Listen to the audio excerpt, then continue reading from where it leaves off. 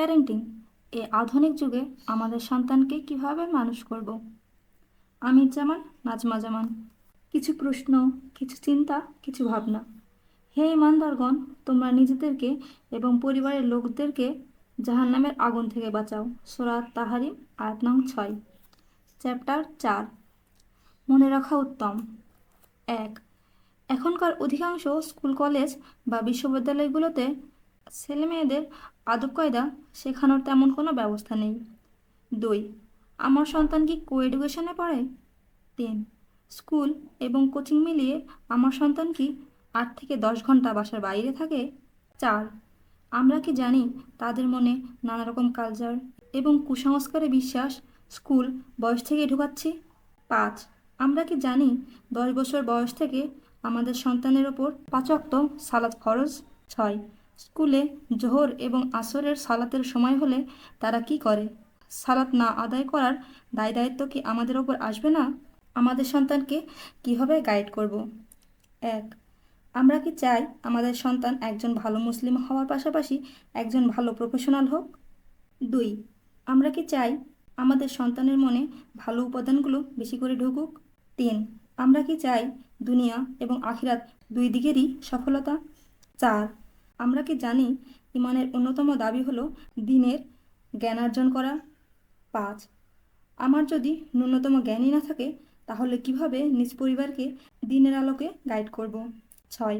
কিভাবে সন্তানদের অন্তরে সামান্য হলেও দ্বীনের আলো ঢুকাবো? 7। আমরা কি সচেতন? যুগ পরিবর্তন হয়ে গেছে।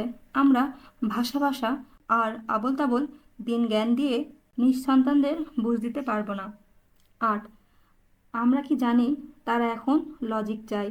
তারা দিন ইসলামের ইন্টেলেকচুয়াল ব্যাখ্যা চায়। সত্যিকার মানুষের সংজ্ঞা। সন্তানের ভবিষ্যতের জন্যে, সন্তানকে মানুষ করার জন্যে আমরা সবাই চিন্তিত, সবাই ব্যস্ত। এখন আমাদের প্রশ্ন, এই মানুষদের সংজ্ঞা কী? আমার সন্তান ভালো ইউনিভার্সিটিতে পড়বে, একজন ব্যাংকার বা ডাক্তার বা ইঞ্জিনিয়ার হবে, আর এতেই সে মানুষ হয়ে গেল? আসলে মানুষের সঠিক সংজ্ঞা হলো, আমার সন্তান একজন ভালো মুসলিম হবার পাশাপাশি একজন ভালো প্রফেশনাল হবে। সে দুনিয়ার এবং আখিরাতের দুই দিকেই সফলতা অর্জন করবে। তাহলে এবার দেখি কিভাবে একজন পরিপূর্ণ মুসলিম হওয়া যায়। মা হচ্ছেন সন্তানদের বুনিয়াদি শিক্ষক। বাবার পাশাপাশি সন্তানকে মানুষ হওয়ার পেছনে মায়ের ভূমিকা অত্যন্ত গুরুত্বপূর্ণ। মনে রাখতে হবে, আধুনিকতার নামে সন্তানকে আগুনের মধ্যে ছেড়ে দিয়েছি, আর বলছি ঠিক থাকতে। আমরা নিজেও এ বয়সে এই পরিবেশে কি ঠিক থাকতে পারতাম? আমরা খুব ভালো করেই জানি যে আমাদের দেশে আর আগের মতো পরিবেশ নেই। সকলেই কেমন যেন ওয়েস্টার্ন আর ইন্ডিয়ান কালচার ফলো করে। কেবল কানেকশনের বদৌলতে ঘরে ঘরে চলে এসেছে অন ইসলামিক কার্যক্রম। একটা সাধারণ ফর্মুলা আমরা জানি, আগুনের পাশে ঘি রেখে ঘিকে বলছি না গলতে, কিন্তু ঘি একসময় গলবেই। একটি বাস্তব উদাহরণের মাধ্যমে বিষয়টা পরিষ্কার হওয়া যাক।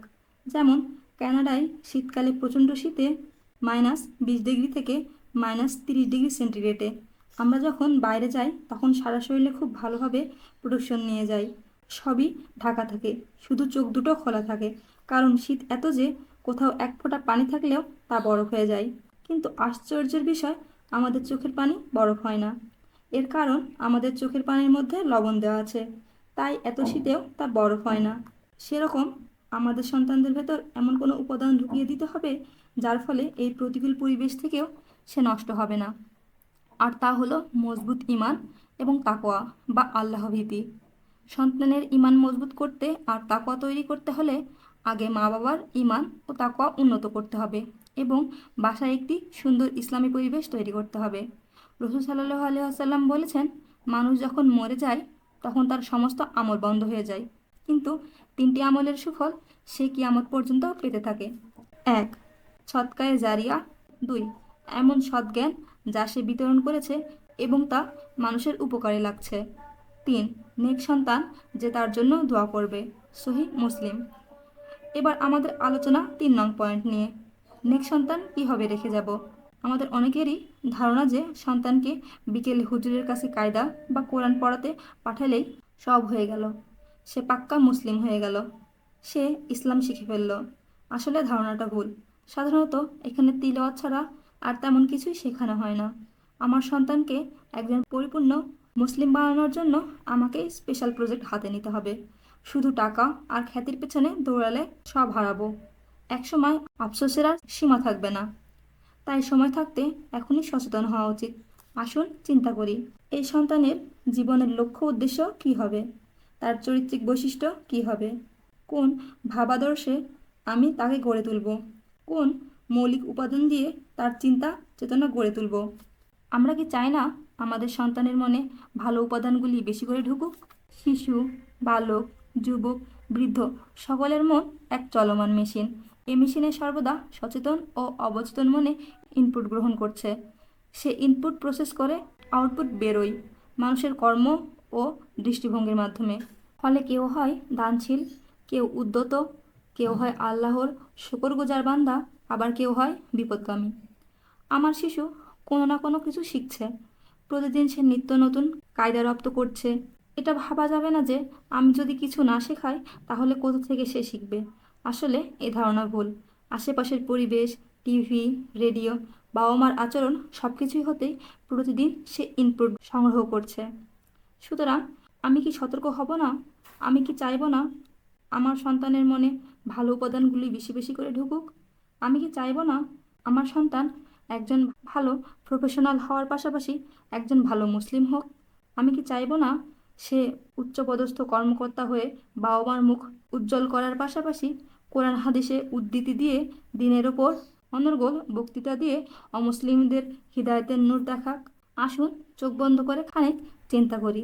হলিউড, বলিউড বা এর অন্ধ অনুসারী অন্য টিভি চ্যানেলগুলি প্রতিনিয়ত মুভি আর বিচিত্র অনুষ্ঠান চালিয়ে যাচ্ছে। বলিউডের প্রভাব এখন প্রযুক্তির আশীর্বাদে সর্বত্রই দৃঢ়ভাবে প্রসারিত। আমি এবং আমার সন্তানেরা প্রতিনিয়তই এগুলো হতে মনের খোরাক নিচ্ছি। শিশুরা অনুকরণ প্রিয় হবার কারণে এসব বিনোদনের মৌলিক বিষয়গুলোর সাথে খুব সহজেই পরিচিত হয়ে যায়। এভাবেই তাদের মননশীলতার ওপর ওইসব উপাদানগুলির স্থায়ী প্রভাব পড়ে। আসুন এবার চিন্তা করি, এসব অখাদ্য কুখাদ্যের বিপরীতে আমি নিজে ও আমার সন্তান কি ইনপুট নিচ্ছি। খোদ বলিউডের জন্মস্থান হতেই এখন কুরুচি এবং বিকৃত সংস্কৃতির বিরুদ্ধে স্লোগান উঠেছে। এর বদৌলতে শিশুরা বইয়ের চাইতে বন্দুকের প্রতি বেশি আগ্রহ হয়ে উঠেছে। ড্রাগ, ভায়োলেন্স, বড়দের প্রতি শ্রদ্ধার অভাব, পারিবারিক বন্ধন শিথিল হওয়া ইত্যাদির অবদানে বলিউড বেশ নাম করেছে। হলিউড সংস্কৃতি আজ এমন এক টর্নেডোর নাম, যা সারা বিশ্বের আনাচে কানাচে লজ্জা শরমের অবশিষ্টাংশ ধুয়ে মুছে পরিষ্কার করে ফেলতে চায়। এক আমেরিকান আইডলই দুনিয়া কাঁপানোর জন্য যথেষ্ট। আমি এবং আমার পরিবারকে এগুলো হতে বিরত রাখার দায়িত্ব আমার নিজের। এটি আমার একান্ত বুঝ ও বিশ্বাসের গভীরতার উপর নির্ভর করে। তবে সন্তানের চরিত্র গঠনে একটি ভারসাম্যপূর্ণ স্ট্র্যাটেজির অংশ হিসেবে হলিউড, বলিউডের কুখাদ্যের পাশাপাশি যদি কিছু সুস্থ খাবার সরবরাহ না করা হয়, তাহলে এই সন্তানটি যে কী হবে তা ভবিষ্যতে টের পাওয়া যাবে যখন আমার বয়স 50 থেকে 60-এর কোঠায় গিয়ে পৌঁছাবে। তখন চিন্তা করে কোনো কুল কিনারা করা যাবে না, কারণ আমার শিশু তখন বড় হয়ে যুবক হয়ে গেছে। তার নিজস্ব মূল্যবোধ তৈরি হয়ে গেছে। এখন তার নতুন বিশ্বাস, ঈমান এবং মূল্যবোধের দাওয়াতি কাজের প্রথম টার্গেট হব আমরা নিজে। একটা সত্য ঘটনার মাধ্যমে শিক্ষণীয় হিসেবে একজন অধ্যাপকের চিন্তা চেতনা এখানে তুলে ধরা হলো। উনি বিশ্ববিদ্যালয়ের একজন প্রফেসর। তিনি এখন সন্তানদের মূল্যবোধ নিয়ে চিন্তাক্লিষ্ট। কেবল ভাবেন আর ভাবেন। ইতিমধ্যে সন্তানগণ বিশ্ববিদ্যালয়ে অধ্যয়ন শুরু করেছে। তিনি কি পারবেন বিশ্ববিদ্যালয়ে পড়ুয়া সন্তানদের মন এবং বিশ্বাসের উপর নতুন করে কোনো প্রলেপ দিয়ে নিজের মতো করে নিতে? এটা সহজ হতো যদি তিনি শিশু বয়স থেকেই সন্তানকে একজন আধুনিক মানুষ ও আল্লাহর একজন খাঁটি বান্দা হিসেবে গড়ে তোলার চেষ্টা করতেন। আরেকটি সত্য ঘটনা, আমাদের পরিচিত একটি পরিবার, ভাই ভাবি দুজনেই উচ্চশিক্ষিত, 2 ছেলে 1 মেয়ে। মেয়েটি বড় এবং হাই স্কুলে পড়ে। একদিন ভাইকে পরামর্শ দিলাম মেয়েটিকে সপ্তাহে বন্ধের একদিন ইসলামিক স্কুলে দেওয়ার জন্য। 5 ঘন্টার ক্লাস, যেন সে সাধারণ লেখাপড়ার পাশাপাশি ইসলাম শিখতে পারে। এই প্রস্তাব শুনে বাবা বললেন, আমার মেয়ে তো খুব ভালো স্টুডেন্ট, এই ইসলাম শিখতে গিয়ে তার পড়ালেখার কোনো ক্ষতি হবে না তো? শেষ পর্যন্ত বাবা মেয়েটিকে সপ্তাহে একদিন কয়েক ঘন্টার জন্য ইসলাম শিখতে দেননি। অনেক পরিবারেই ভুল ধারণা, তাদের ভয় ইসলাম শিখতে গিয়ে সন্তানদের লেখাপড়ার ক্ষতি হতে পারে, সে যদি আবার ডাক্তার ইঞ্জিনিয়ার হতে না পারে। অথচ বাস্তবতা ভিন্ন। হাই স্কুল পাশ মেয়েরা আজকাল নিজেরাই একটা আদর্শ তৈরি করে নেয়। সেটা হতে পারে রক অ্যান্ড রোলের আদর্শ, কিংবা আমেরিকান আইডলের আদর্শ, কিংবা ইন্ডিয়ান কোনো উত্তেজনা সৃষ্টিকারী গায়ক গায়িকার আদর্শ। শুধু তাই নয়, এর বাইরে কোনো কিছুতে তারা সেকেলে বা নিম্ন স্তরের জিনিস মুখে না বললেও ভাবে তা প্রকাশ করে দেয়। অন্যদেরকে সে আদর্শ অনুযায়ী বাড়ানোর চেষ্টা করে। আফসোস, এই পরিবারটি বিষয়টি বুঝলেন না। তাই আসুন শিশুদের উপযোগী ইসলামিক ডিভিডি ইত্যাদি সংগ্রহ করি, সন্তানদের সেগুলি উপভোগ করার জন্য উৎসাহিত করি, হিকমতের সাথে ও তাদের স্বতন্ত্র সত্তার কথা চিন্তা করে ধীরে ধীরে এগোতে থাকি। এইসব ইসলামী শিক্ষামূলক বই ডিভিডি খুব সহজেই আজকাল পাওয়া যায়। এছাড়া ইউটিউব তো রয়েছেই।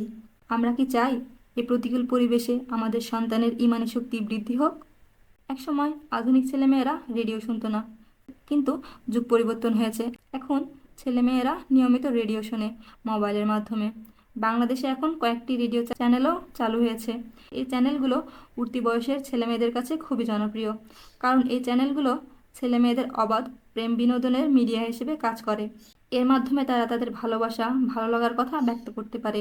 এছাড়া টিভি চ্যানেলগুলোতেও এই জাতীয় প্রোগ্রামও চালু করা রয়েছে, যার মাধ্যমে ছেলেমেয়েরা তাদের প্রথম ক্রাশ, ভালো লাগার কথা ব্যক্ত করে।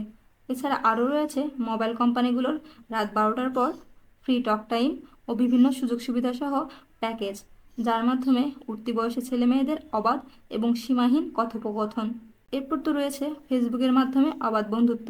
সারাদিন স্কুল, কলেজ, ইউনিভার্সিটি এবং বাইরের পরিবেশ, তারপর ডিশের মাধ্যমে ঘরে ঘরে হিন্দি চ্যানেলে সিনেমা, নাচ, গান, সিরিয়াল চারিদিক দিয়ে আমাদের সন্তানদের আক্রমণ করছে। কোথায় যাবে তারা? পালাবার কোনো রাস্তা নেই। কোরআনের ইতিহাস থেকে আমরা দেখেছি যে পূর্বে যখন এক একটা জাতি এভাবে পাপের সীমা ছাড়িয়ে গেছে, তখন আল্লাহ সেই জাতিগুলোকে ধ্বংস করে দিয়েছিল। যেমন আদ জাতি, সামুদ জাতি, লুত জাতি। আমাদের সামনেও মহাবিপদ, চারদিক দিয়ে আগুন। আমাদের সন্তানরা এই আগুনের মধ্যে বসবাস করছে। আমাদের সন্তানদের এই আগুন থেকে রক্ষা করতে হবে। একটিই পথ, আর তা হচ্ছে তাদের ইমানি শক্তি বৃদ্ধি করতে হবে। ইমানি শক্তি বৃদ্ধি করতে হলে সর্বপ্রথম তাদেরকে ইমানের ওপর সঠিক জ্ঞান দিতে হবে। এর পাশাপাশি তাদের মধ্যে আল্লাহর ভীতি ও আল্লাহর প্রতি ভালোবাসা বাড়াতে হবে। এই দুইটি বিষয় সম্পর্কে সঠিক জ্ঞান অর্জনের জন্য আমাদের ফ্যামিলি ডেভেলপমেন্ট প্যাকেজ সিরিজের প্রকাশিত প্রথম ও দ্বিতীয় বই ইমানের স্বচ্ছ ধারণা ও তাকওয়া জোগাড় করে খুব ভালোভাবে পড়তে হবে। ইনশাল্লাহ এর মাধ্যমে আমরা শিখতে পারবো কীভাবে ইমানকে মজবুত করা যায়, কীভাবে ইমানকে রিনিউ করা যায়, কীভাবে ইমানের ওপর টিকে থাকা যায় ইত্যাদি। আর তাকওয়ার মাধ্যমে জানতে পারবো কীভাবে আল্লাহকে ভালোবাসা যায় এবং তার ভালোবাসা অর্জন করা যায়, কীভাবে আল্লাহর প্রতি ভয় বাড়ানো যায়, কীভাবে আল্লাহর প্রতি সচেতনতা বাড়ানো যায় ইত্যাদি। আমরা কি এখনও সাবধান হব না? 1. আমি কি জানি সন্তানদের মনে নিয়মিত কালচার আর ফ্যাশনের নামে আল্লাহ বিরোধী বিশ্বাস ঢুকছে? 2. আমি কি জানি স্কুল, কলেজ এবং ইউনিভার্সিটি থেকেই তারা নানা রকম শিরকে লিপ্ত হচ্ছে? 3. আমি কি জানি কী ধরনের বই তারা পড়ছে এবং এই গল্প উপন্যাসের মাধ্যমে স্লো পয়জনে তারা কীভাবে আক্রান্ত হচ্ছে? 4. আমি কি জানি তাদের কাছে অ্যাডাল্ট ডিভিডি পর্নোগ্রাফি আছে কিনা? 5. আমি কি জানি তারা কী ধরনের গান শোনে? আর অনেক গানের কথাতেই তো শিরক মিশ্রিত। 6. আমি কি জানি ইসলামী অনুষ্ঠানের নামে আমি আর আমার সন্তানেরা নানা রকম সুন্নতের বিপরীত বিদাতি কাজ করে যাচ্ছি? 7. বেশিরভাগ স্কুল, কলেজ এবং ইউনিভার্সিটিগুলোতে শিক্ষার এমন কোনো ব্যবস্থা নেই যেখানে ইসলামী নীতি নৈতিকতা শেখানো হয়। 8. আমি কি জানি 13 সাবালিকা বছর বয়স থেকে আমার মেয়ের ওপর পর্দা ফরজ? 9. আমার কন্যা পর্দা না করার কারণে যারা তাকে দেখে চোখ ও মনের জিনায় লিপ্ত হচ্ছে, তাদের এই কবিরা গুনার জন্য আখিরাতে আমি দায়ী হব? সে কথাটা ভেবে দেখেছি কখনো? আমাদের প্রয়োজন আগেই মানসিক প্রস্তুতি। এই অধ্যায় পড়ে আমরা কেউ কেউ ঘাবড়ে যেতে পারি, বা মনের মধ্যে নানা রকম চিন্তা এবং প্রশ্ন আসতে পারে। হতে পারে সেটা ভিন্ন ভিন্ন পরিবারের ভিন্ন ভিন্ন চিন্তা। যেমন, আমার সন্তান তো অনেক ভালো এবং ভদ্র, আমার সন্তানের মধ্যে তো এ সকল দ্রষ্টুটি নেই, কেন এসব কথা বলা হচ্ছে? আমার সন্তান তো ইসলামিক মাইন্ডের, আমার সন্তান তো আমার বাধ্য, আমরা বাবা মারাও ইসলামিক মাইন্ডের, আমরা সবাই সালাত আদায়কারী, তাহলে সমস্যা কোথায়? এত নেগেটিভ কথা বলা হচ্ছে কেন?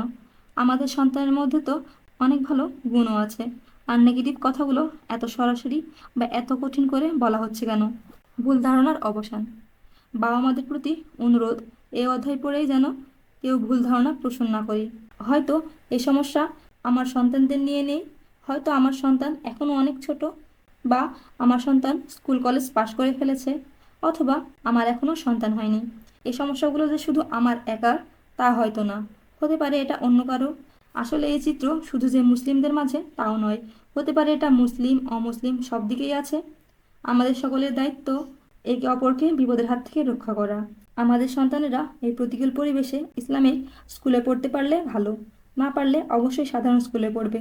সাধারণ স্কুল থেকে সব ছেলে মেয়েদেরকে নিয়ে ইসলামিক স্কুলে ভর্তি করিয়ে দিতেও বলা হচ্ছে না।